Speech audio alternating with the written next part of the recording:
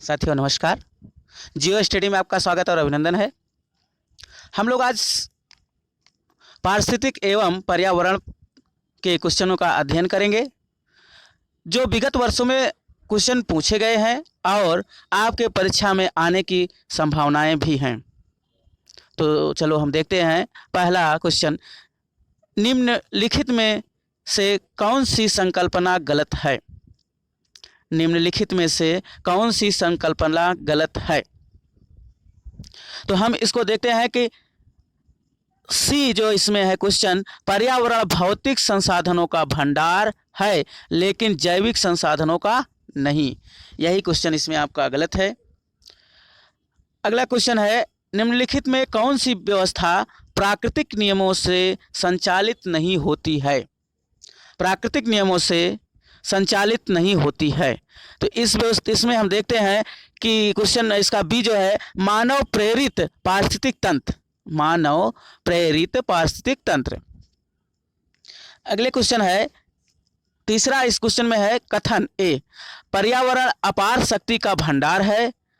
कारण आर में पर्यावरण शक्तियों एवं प्रक्रियाओं के फलस्वरूप पर्यावरण तत्व का निर्माण होता है। ये क्वेश्चन में कथन और कारण दिया है।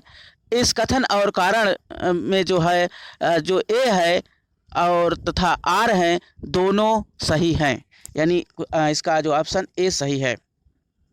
अगला क्वेश्चन है, पर्यावरण के संबंध में निम्न में से कौन सा कथन असत्य है? यहाँ पर पर्यावरण के संबंध में ये पूछा जा रहा है कौन सा कथन असत्य है। तो इसमें हम देखेंगे कि ये जो कथन आपका सी वाला है, हरे पौधे अपने मृत अवयवों को अपघटित कर सकते हैं, यही कथन इसमें असत्य है। अगला है, वनों को काटने का परिणाम होता है।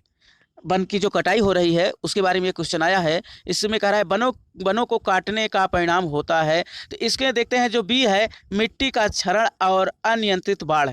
मिट्टी का क्षरण और अनियंत्रित बाढ़। अगला क्वेश्चन है, वृक्षों तथा वनों को काटने से किस प्रकार की हानि होती है?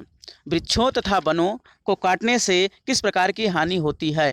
तो इसमें हम देखते हैं कि जो इसमें उपयुक्त सभी है, यानी वही सही है।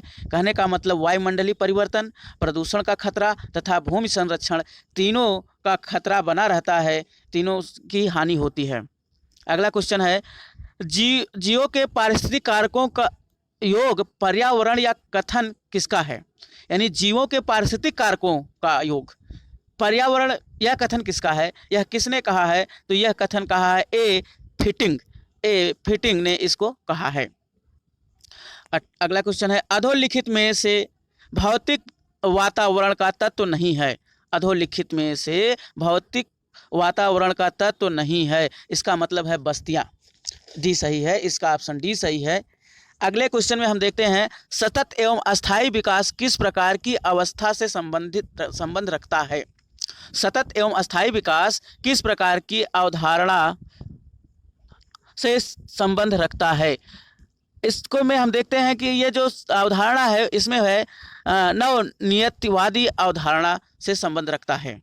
अगला क्वेश्चन है, पर्यावरण एक अविभाज्य समष्टि है जिसकी संरचना होती है। पर्यावरण एक अविभाज्य समष्टि है जिसकी संरचना होती है। तो इसमें भौतिक डी वाला क्वेश्चन ऑप्शन सही होगा, भौतिक, जैविक एवं सांस्कृतिक तत्वों वाले पारिस्थितिक क्रियाशील तत्वों से।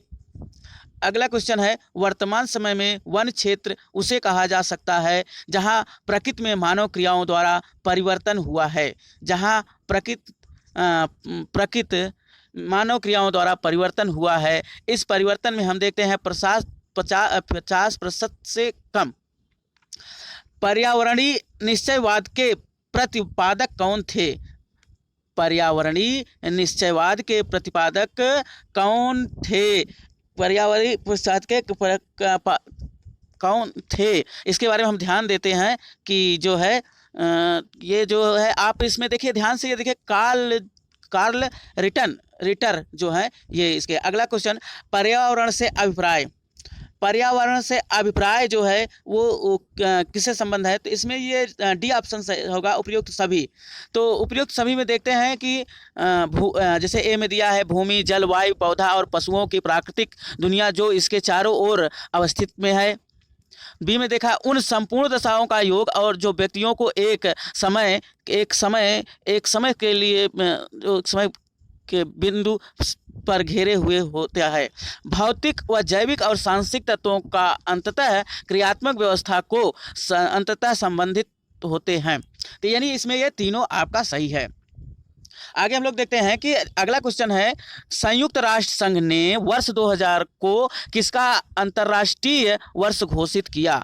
तो संयुक्त जो राष्ट्र संघ है उसने 2000 में अंतर्राष्ट्रीय वर्ष घोषित किया था, वो किया था नंबर ए ऑप्शन सही है सतत विकास का।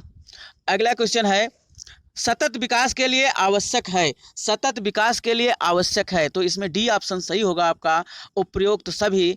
जैसे कि ए में दिया है जैविक विविधता का संरक्षण, ये भी सही है। बी में दिया है प्रदूषण का निरोध एवं नियंत्रण, ये भी सही है। सी में दिया है निर्धरता को घटाना, ये भी सही है। अतः इसलिए इसका आंसर जो होगा वो आपका उपरोक्त सभी। अगला क्वेश्चन है, पारिस्थितिक तंत्र में एक टिकाऊ जैव समूह कहलाता है। पारिस्थितिक तंत्र में एक टिकाऊ जैव कहलाता है, तो इस तरीके से इसका जो है आंसर होगा संक्रमण यानी इकोटोन। इसका जो है वो जो ऑप्शन सही होगा ए सही होगा। अगला क्वेश्चन हम लोग देखते हैं, धारी विकास किसके उपयोग के संदर्भ में अंतर पीढ़ीगत और संवेदनशीलता का विषय है। तो बच्चों ये है आपका साथियों प्राकृतिक संसाधन। साथियों आगे हम अगला क्वेश्चन देखेंगे, भारत में धारणी विकास के दृष्टिकोण से विद्युत उत्पादन का सबसे अच्छा स्रोत कौन है। साथियों कहने का मतलब यह है भारत में धारणी विकास के दृष्टिकोण से विद्युत उत्पादन का सबसे अच्छा स्रोत कौन है, यानी जो बिजली होता है उसके उत्पादन की बात करता है तो सबसे अच्छा स्रोत है कोयला, जो अपने देश में भी पर्याप्त मात्रा में पाया जाता है। आगे हम लोग देखते हैं विश्व पर्यावरण दिवस। विश्व पर्यावरण दिवस जिस तारीख को मनाया जाता है वह है, कहने का मतलब आप लोग इस बात को जानिए, यह बहुत ही कई बार क्वेश्चन रिपीट भी कर चुका है।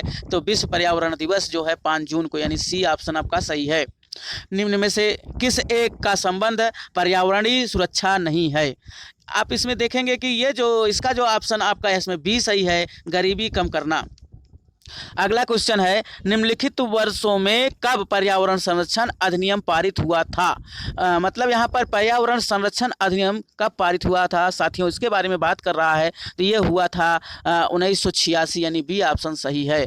अब जो है आगे हम लोग देखेंगे कि इसमें आप लोगों ने इस जो वीडियो को देखा और इन शब्दों को कंठस्थ कर लीजिएगा। साथियों हम पर्यावरण के क्वेश्चन को आप पहले वीडियो में स्टार्ट किए हैं और पूरा पर्यावरण आपको हम क्वेश्चन के रूप में देंगे। और अगर आप लोगों ने इस वीडियो को कई बार चलाकर सुन लिया और इसे कंठस्थ कर लिया तो आप पर्यावरण से किसी भी एग्ज़ाम में आपका पर्यावरण से एक भी क्वेश्चन गलत नहीं होगा। साथियों इस वीडियो को सुनने के लिए आपको बहुत सारा धन्यवाद।